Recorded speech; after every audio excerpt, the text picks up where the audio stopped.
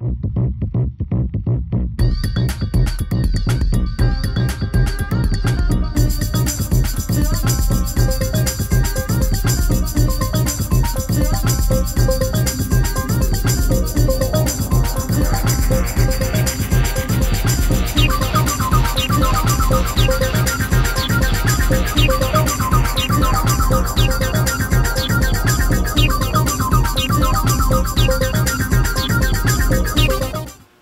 welcome to Bush Troopers. I'm Dave Hensman.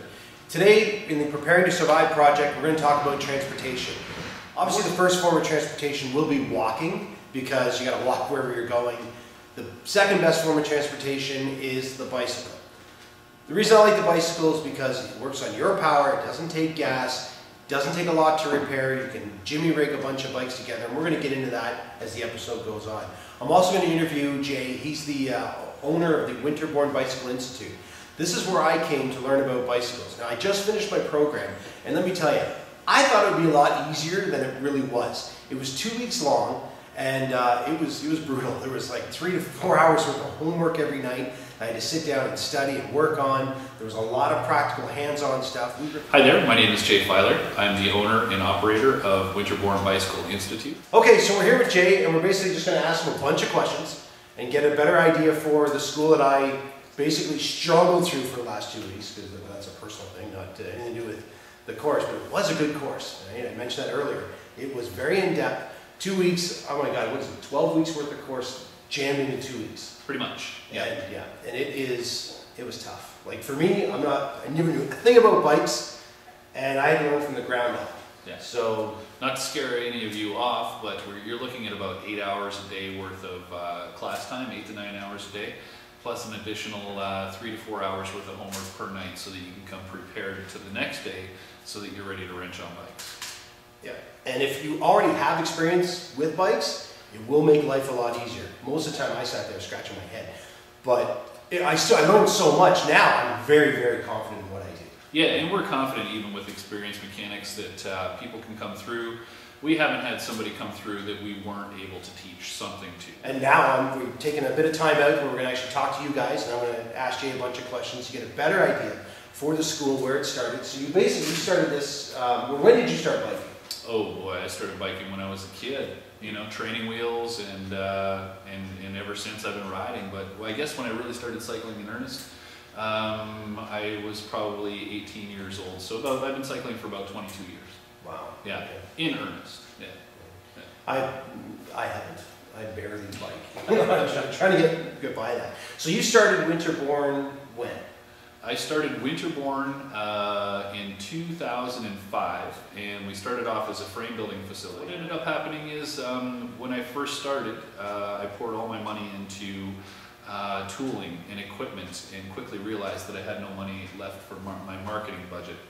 So I started teaching a weekend mechanics clinic, and out of that was born the idea of to move forward with a full 2-week program. Very similar to what's being offered in a couple of other institutions in the US, but as far as Canada goes, we are the leading training facility. We're the only ones who offer a full immersion 2-week course. That's great. Now, I want to get on that a little more. You mentioned there's 2 other courses in the US. There's yep. one in California. No, one in Colorado. Colorado. Yeah, that's Barnett's Bicycle Institute, and also there's one in Oregon. And I think they have 2 locations now, and that's United Bicycle Institute. And of course, where we're sitting right now, this is Winterborne Bicycle Institute. Mm-hmm. And we're in Guelph, so that's where you're running this. Yeah, Guelph, Ontario, Canada. Now you are affiliated with an actual college. It's not just Winterborne, even though I'm not downplaying that, because this is an amazing facility as it stands. And I'll do a quick little view of the whole facility. You're welcome to do that, for Great. sure. Yeah. Yeah, what we are is we're called, we're what's referred to as an off-campus training partner with Conestoga College. Conestoga College is one of the leading post-secondary institutions in the country at the college level, and we're within their continuing education department.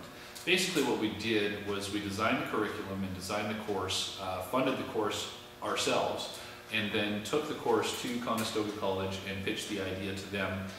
They picked it up, so they take our registration, and it's a real benefit to our students to end up with a certificate of completion from a well-recognized school. And that is important. And it's also recognized by Shimano. It's recognized by Shimano Canada, yes. They came in when we first started up, and basically they really liked what we were doing here, and they decided to back us up by offering our students a certification. Well, we have our own reputation, the actual Winterborne Bicycle Institute. We've been teaching these pro courses now for 5 years, and we're gaining quite the reputation in the Canadian bicycle industry. So typically when people come to our courses and they're looking for employment afterwards, a certificate from WBI certainly will help them get their foot in the door. That's fantastic. Because again, even if you're thinking of something part-time, because I saw you had a board, because people do, store owners will send you guys things saying we're looking for an employee or we're looking for somebody. Sure, and yeah. There's always a job posting right from the school. From the school. What we do is we offer a free job board on our website, and anybody who is looking for employment, whether they're a Winterborne graduate or not, is welcome to cruise through our job board and see if there is possibly an opportunity for employment in their area. We offer this as a free service to the bicycle industry in Canada. Great. And you know, it works really well. I mean, it's really good that we're being recognized enough that employers or potential employers for guys who want to work in bike shops are coming to us looking for people. Shimano came in and talked to us about the automatic. Oh yeah, the DI system, the electronic shifting. Basically, the bike industry continuously evolves. You're looking at a new set of technology, a new set of product on a yearly basis. And with that, a new set of considerations as well. So keeping current is one of the things that we do here at WBI. And for experienced mechanics, it's something that they're going to pick up in a workplace environment. Once they have a foundation for training, they're going to be able to go ahead and know what they're looking for and what to learn and what to pick out for while they're working in bike shops. That wasn't said very well, but I think you guys got the gist. I got the gist of it. Yeah. That's really what matters. Yeah. You've got to know these things. The safety factors, because we know that we were talking about in Europe, how the bike is an actual vehicle, it's not a toy. Oh, for sure. The mentality here in North America is the bike's kind of like a toy. Yeah, or a form of recreation, although we're starting to see more and more people cycling mainly to perhaps save money or... And that's going to grow. Right? Yeah. And bike lanes are coming out, and it's just, I think the attitude is changing towards bikes. Hopefully we'll see a larger shift. We've seen a shift in the past few years. Definitely I'd like to see more people on more bikes, definitely more often. Oh yeah, for sure. I mean, it's a great form. It's physically active, so you're getting fit while you're getting somewhere. Even though our lifestyle is so get there now, but it's fantastic. It gives you time to think and exercise. You're killing two birds with one stone. You're getting exercise and you're still getting somewhere. What would you recommend for an entry-level bike? Oh, for an entry-level bike, that's a good question. A lot of people will think that maybe they're new to cycling, they want to test the waters with a bicycle. I would highly recommend not cheaping out on this. You're going to want to spend some money on a new bike, somewhere between $700 and $900. Now that would be for a mountain bike or a hybrid that's repairable, that has decent parts on it that you can rely on. That's important. The repairable thing is what I'm into. I've got to make sure that you can fix things. And when I buy something, I want it to last a long time and can be upgraded if need be. I know a lot of these cheaper end bikes that are cheaper in stores. Yeah, that's where the toy portion comes in. I'm not a big fan of that because you can't do anything with those bikes. They're very, very difficult to fix. They're difficult to fix. They're difficult to work with. The disaster scenario bike. What do you recommend if somebody wants to put together their bug out bike, their get home, whatever it is, their ultimate, I'm going to load this sucker down and get out of here. So a strong frame, good equipment, something that will last. What would you recommend? Let's start right at the frame. Okay, you're going to want to get something that's durable.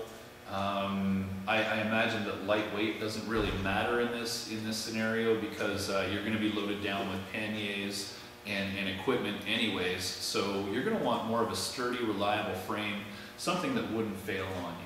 Right. So I would recommend like a steel frame. And when I say steel, I mean like a 4130 chromoly steel frame. Like a mountain bike would be good. That being said, you can get some durable road bikes as well. So if in this scenario, you need to travel for some significant distances, like in the movies or whatever, you're Will Smith, it's legend time, and you gotta get from A to B, and B is 300 kilometers away. Well, you're probably gonna want to consider a road bike. So And the other reason being is because the larger wheel size, the 700C wheel size, is more efficient to pedal as opposed to a 26-inch wheel size. So if you're going to go that route, then I would recommend maybe something like a hybrid style bike would be good, but leaning more towards a wider rim profile. 700C by, if you're looking at tire size, you probably want to get at least a 35, something quite durable that has a large contact patch on the ground and is comfortable to ride for long distances. You're going to want to watch your bike weight as well in terms of being loaded up, because once these things are loaded up and then you have your panniers are full, it's going to be heavy to lift over up in anything. You may want to get something that's easily detachable from your rack so that you can lift it off and then lift it over objects and then lift your bike over those objects as well. One of the things you're going to want to be concerned about is bike balance. So if you're going to roll with your bike and you've got panniers on the rear and panniers on the front, you're going to want to try and equalize that load as much as possible. You're going to want like 50-50 weight distribution from front to rear, if not a little bit heavier on the rear side than the front, never heavier on the front, because what you're going to run into is a situation where you'll compromise the handling of the bike. So steel wheels, we covered tire size, rim size. Brakes. Disc or conventional? If you're in a disaster type scenario, or you're in an area where repairs and access to things like new cable housings and perhaps some fluid for the lines is an issue. Certainly the cable actuated disc brake or the cable actuated linear pull brake is going to be an easier fix and easier repair. Okay, yeah, that's good to know. I think I'm done with my questions. Thanks so much for your time. Oh.